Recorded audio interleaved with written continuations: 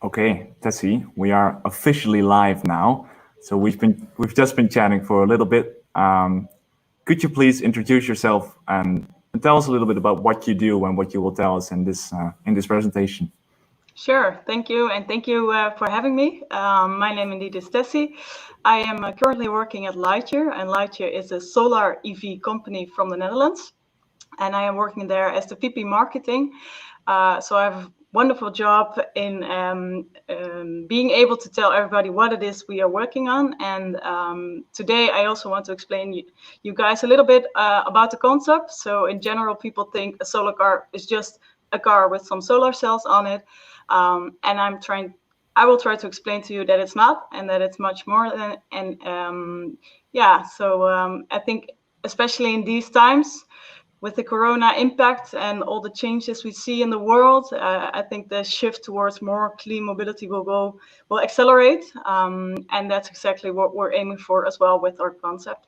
So yeah. Okay, please take it away. I'm curious to learn more. Yeah. So as I mentioned, I am working at Lightyear, and we are working on the car you see here on the screen, which is called the Lightyear One. This is actually our first real prototype, which we flew over to San Francisco. So it's out there on the streets. But our legacy is in the World Solar Challenge. So the World Solar Challenge is a race in the outback of Australia, and Lightyear was founded by five guys that were all part of the Solar Team Eindhoven.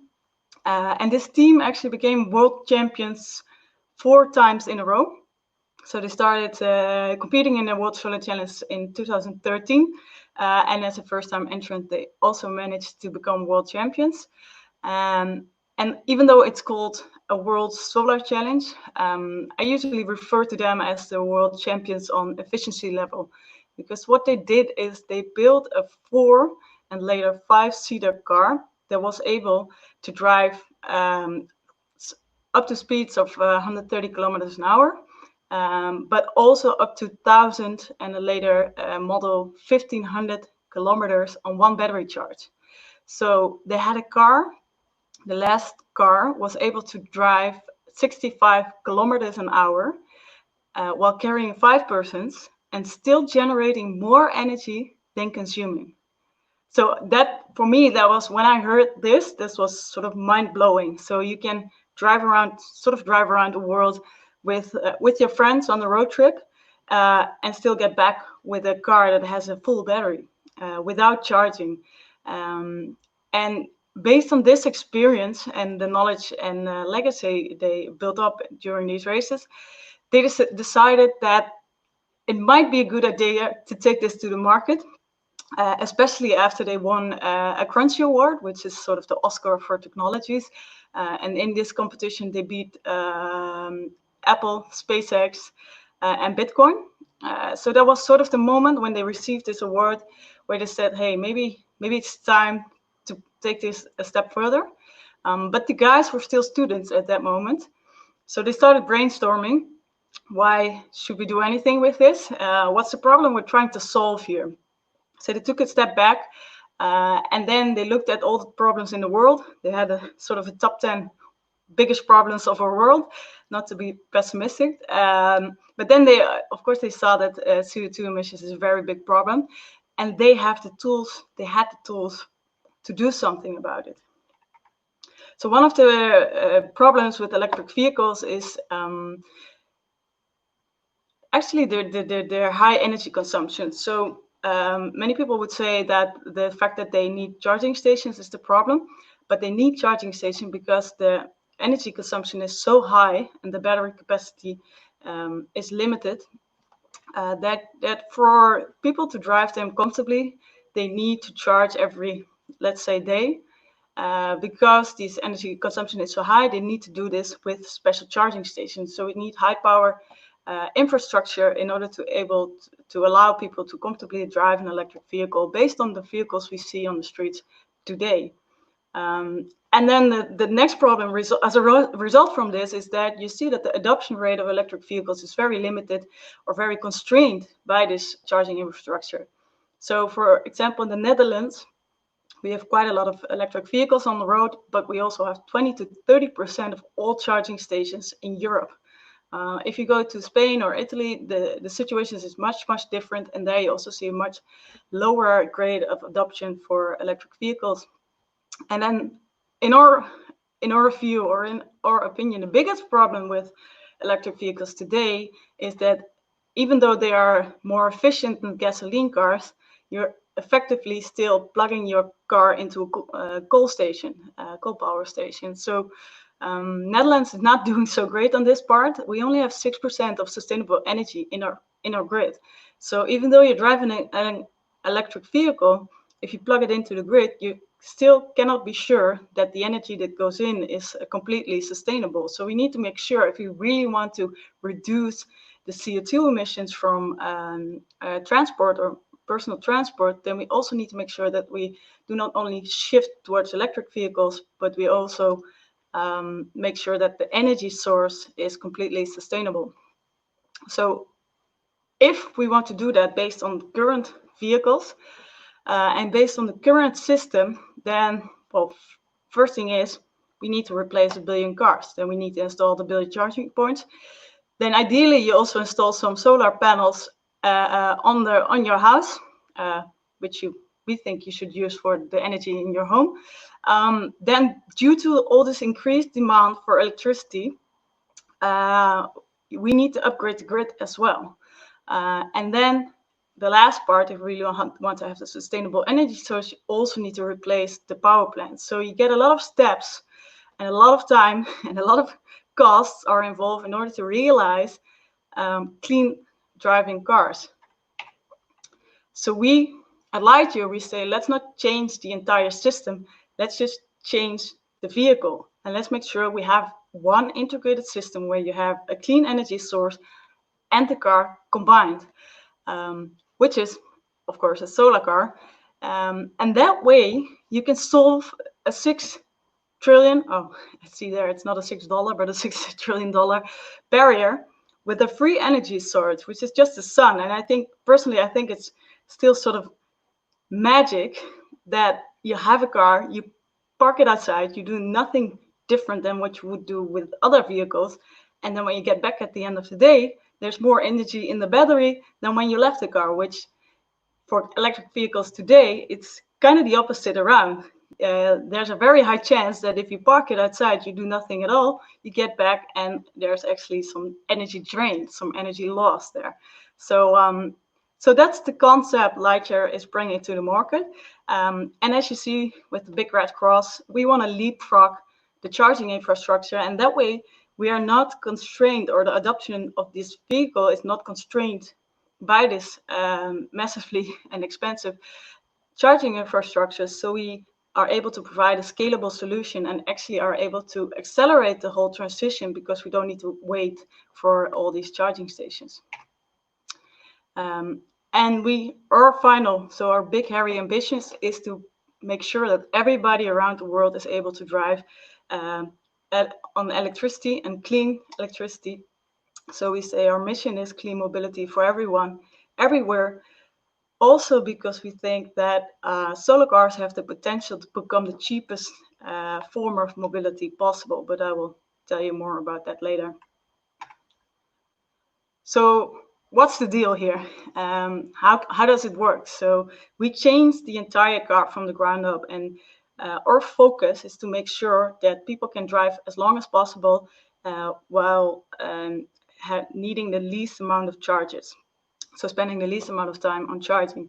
And there, if you want to achieve this, efficiency is key, because you can add more battery that will also get you more range, but then you will spend more time at the charging station and you need all this high power charging infrastructure. So what we do is we start with using lightweight materials, and we make another choice. So we say, for us, endurance is, as a performance for the vehicle, endurance is more important than, for example, acceleration. So we don't want to be the fastest at the going from 0 to 100. We want to be the fastest getting you from A to B. So that changes the car. And that, if you say it's more important to be able to drive as long as possible instead of accelerate as fast as possible, then you get smaller motors. So the vehicle gets lighter. We use lightweight materials. Then you can use a smaller battery to get the same range, which again decreases the weight of the vehicle, and you get into this lightweight cycle.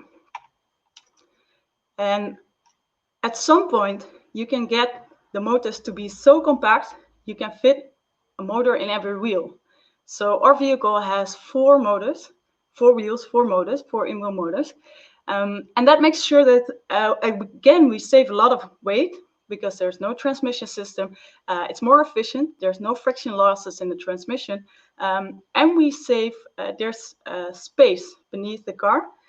So we can make sure that the air flows nicely around the vehicle, and it has less air friction. And then again, less energy consumption, smaller battery, less weight, and you get into this downward spiral of less energy consumption.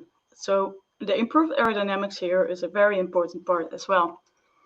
And then on the other side, as this car was built as a solar car, we made sure that we were able to integrate as much square meters of solar cells into the vehicle by optimizing the roof as well as the hood of the car. And we made the solar cells very efficient. So our goal is to make sure that by the end of the year, you will have charged the same amount of energy from purely via your solar roof, from just having your car out there. So that should be the same amount of energy as you have used to get yourself from A to B. So on a yearly level, you can be completely energy neutral. And if you take it a step further, you can even be energy positive and start giving back to the grid, for example. So as I mentioned, there are a couple of things that we do, steps we've taken in the design of the vehicle to make it so efficient, but there are also some developments that, of course, we all have also patented because, as a startup, you need to make sure that you protect your developments. So what are we working on ourselves? So for example, the efficient solar cells, we made sure that we cut the cells into smaller pieces so we can optimize the surface area.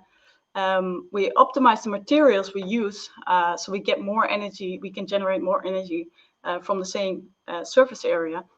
The thermal system is something we develop ourselves, and most importantly, the motors. So the in-wheel motors is something we develop ourselves.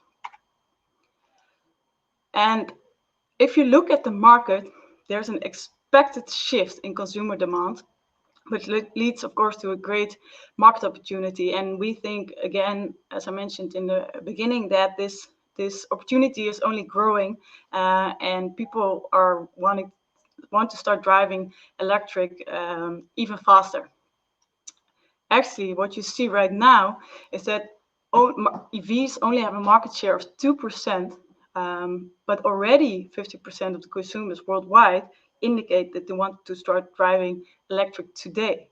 So there's a big barrier, which is charging station costs and range.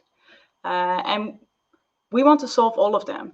So by having a very efficient vehicle, you can get a large range. So our car will have 725 kilometers of range, or 440 miles of range. Then effectively we turned every normal power outlet into a charging station by making sure it's so efficient you can charge 300 to 400 kilometers overnight. You can also fast charge it if you like, but the only charging infrastructure you need is actually the sun combined with normal power outlet, which is the infrastructure that you will have in 80% of the places in the world where people live. So you can already start driving it today. And then, of course, you want to have a clean source. And for Netherlands, it's a little bit worse than in the rest of the world. But let's say an average driver in Spain, he or she can already cover 80% of the yearly mileage purely with this solar roof. So if you look at the strategy in the industry so far, as I mentioned, the strategy in the beginning was, I have a combustion car, I just put some battery in it. Batteries were very expensive, so small battery, so you get a relatively unoptimized vehicle with a relatively heavy battery, so it doesn't have a lot of range. Then the industry, and especially of course Tesla, started making dedicated EV platforms. But here also the strategy was to add more batteries to get more range. And if you look at this graph, you see these two different trends. So you see the range trend for electrified ICEs and a range trend for native EVs. And because we are taking, again, a different approach, I hope we are creating a new trend line here. And you can see that we have quite a lot of range with a very relatively small battery capacity. So what's your marketing project? Because as I mentioned, we want to make sure that everybody is able to drive this vehicle. And we also think that solar mobility potentially can be the cheapest form of mobility as well. But in order to get to this concept, we need to do some developments ourselves, which of course we need to make investments. So we are starting with a first exclusive series of 946 units, which is a fraction of a Lightyear in kilometers. So we will start delivering the first vehicles at the end of next year, this first exclusive batch, for which we then will have developed all our technologies, and then we can scale to the higher volume market, and then we can get to a lower purchase price, but we also can get to very low total cost of ownership, because electric vehicles, of course, don't have a lot of maintenance costs. This is a very efficient vehicle, so you don't have a lot of operational costs as well. So the combination makes sure that you have a very cheap and clean vehicle that can be driven anywhere in the world. Of course, so we were founded by 5 former students. Right now, we were founded 3 years ago. Right now, we have around 120, 130 employees, and we have a great network of advisors and seniors from the automotive industry or other sectors in order to make this happen. And this is actually my last slide, and I just want to close with our new company video, which we launched last week. So Thomas or Simon, I'm not sure. Either one of you can hit the play button.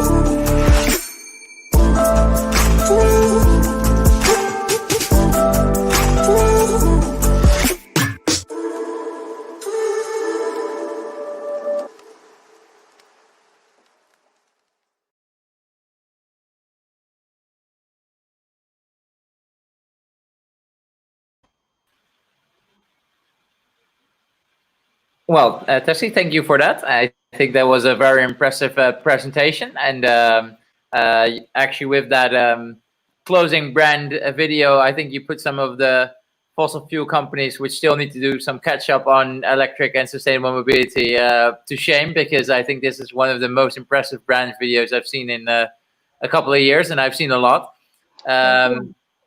And very impressed. I've been following your story, as you know, and I'm very impressed by the steps you've made in the meantime. I remember vividly when you were, I think, a team of 5 or 6 passionate student entrepreneurs, if you will, and you're now a 120 plus company. And I think the Brabant region did very well to make sure you built your factory there before you ended up somewhere else around the world, and you might in the future build a factory there. I'm curious. You mentioned that you're backed by industry veterans. I see some very impressive names. There's Feike Siebesma and from DSM, and I see Ferrari. I know you have some Ferrari F1 experience helping you out, if I'm correct. How did you, as a startup, manage to partner with these industry veterans and titans of industry, if you will? Yeah, well, that's a good question. I don't get that one a lot, but I think one of the things that was very significant for getting us here is that when they competed in this World Solo Challenge, and when they won the first time, they sort of did the tour around the world often with the help of the Dutch government. So they were able to already start working on this network throughout the world. Also meeting a lot of other companies, meeting a lot of politicians. So that really helped as a sort of kickstart. And in special, for example, our design company, which is a Grand Studio, which is from Italy. The head of the company is Louis Vermeers, who used to work for Pininfarina as a head of design. And quite the household name in car design. If absolutely. So what we did, which is quite a funny story, when they, you start writing your business plan, and then you have a plan, and then you need money, right? Because you need money to build a team, and a lot of it. Well, not, it goes in step, and so you don't need $1 billion from the start. Even if we would have it today, it wouldn't help us that much because you need the time for development.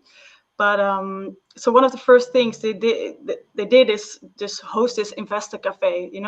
Put some people in a dark place, present your story, give them some beer, and then they give you money, right? The French family in fools. So we took this first money, and then we went to Italy, because if you want to have a beautiful looking car, you need to go to Italy. And initially we approached a different company, but this company, we already worked with them in the solar teams, because they helped to make some design adjustments for the second solar car of the solar team Eindhoven. So there was already a link, and I was told later that this guy, Louis Vermeers, after they won this championship, he put on his desktop like a folder. He made a folder with inspirational projects, and then he kept a picture of the solar team Eindhoven. So when we approached him, he was very enthusiastic to help. So that's so as a startup company, your preliminary design was in a well-respected design firm in Italy, and perhaps even in the homes and the garages of the Ferrari F1 engineers, if you've ended up signing up a partnership with them.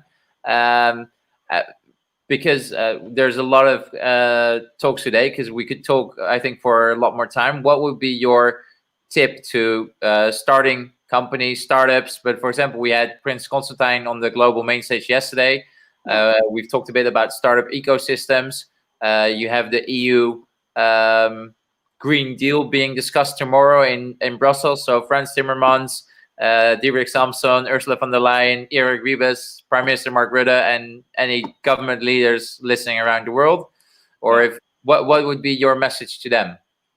Well, I think what I've noticed in the past 3 years, it's really a networking game. So I've seen the craziest hooks and connections from people that I would never thought they could have helped us. So, for example, we had some guy signing up on a website, making some comment, and then we got chatting, and then he said, if you ever go to San Francisco, my neighbor's daughter, her husband, works at Apple. And then he turns out to be VP something at Apple. And we were able to stay in their homes for free for 4 or 5 days. And he was even, he had a direct connection to Tim Cook and stuff like that. And he was able to make some nice introduction for us.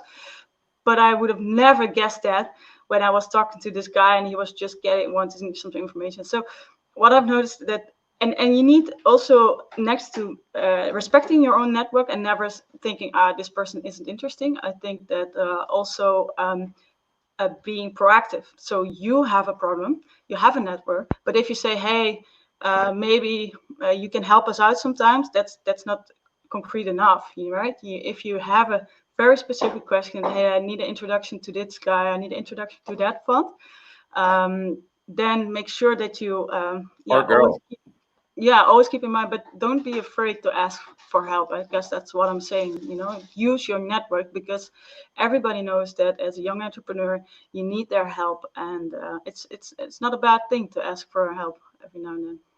No, and what I think is nice that as young entrepreneurs, you often look up to seasoned entrepreneurs. But what I hear is that a lot of seasoned entrepreneurs actually are inspired by your project, and even some of the previous speakers are saying like, oh yeah, Lightyear, I've heard about that. And I think as a startup company, the amount of media coverage you've generated around the world, and I think that's also largely you're doing, is, I think, also an inspiration to other people who want to start a company, and show that I think many people will have told you building a car is one of the, and a commercial car in volume is one of the most easiest ways to lose money, and one of the hardest way to get rich. And I don't think those are your motives, but that a lot of people will have told you that it is impossible. And I think you're a couple of years later in, you have a factory, you have 120 seasoned staff working on this, and you're about to change the world with this. So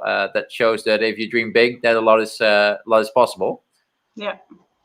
Yeah, and I think especially, we are in a sense lucky because we have a B2C product. So if you're developing, I don't know, the next chip machine or something like that, might feel that you're working on something less sexy. So it might be a little bit harder to get the attention. But I think I've seen some very great examples of very innovative marketing messages or videos, and just like you said, the thing we made, it's also look around, see other examples, and always make sure that you have a compelling story, because I've seen too much tech startups talking tech and that usually doesn't get the crowd excited. So that would also be another advice. So on final note, because I think that would complete the circle, you mentioned your Italian design firm. When, for example, can we drive from the Netherlands to your Italian design firm and make a nice European tour? Assuming COVID is fixed by that time, but... With the Lightyear 1, you mean? Yeah.